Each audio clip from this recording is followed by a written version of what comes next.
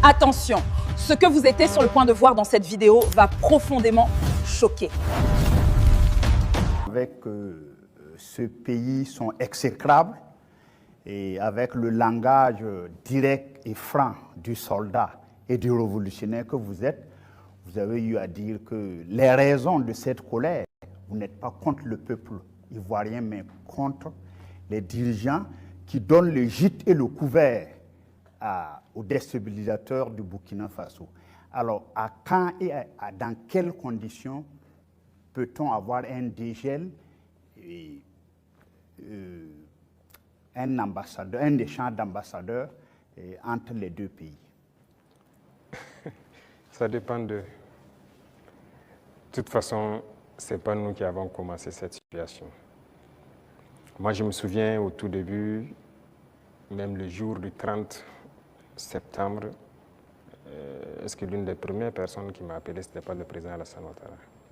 Et après, son petit frère est venu par 2 fois nous voir et tout ça. C'est vrai, on peut dire que les relations étaient bonnes, mais il a voulu qu'on suive une certaine direction. Mais comme vous avez dit, en tant que révolutionnaires, nous savons que nous ne sommes pas là pour ça.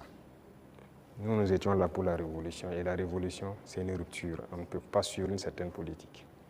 Et donc, petit à petit, les relations ont commencé à ne pas aller.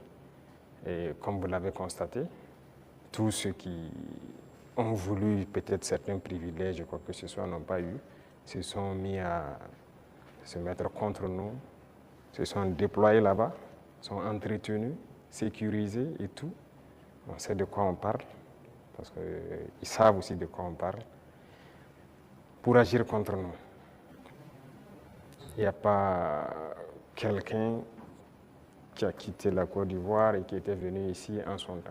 Nous avons observé ça pendant près de 2 ans. On les a parlé plusieurs fois. Ils nous ont dit non, il faut qu'on passe par les règles de l'art, il faut que la justice émette des mandats et tout ça. On a fait tout. Ils ne répondent pas. Monsieur le Président.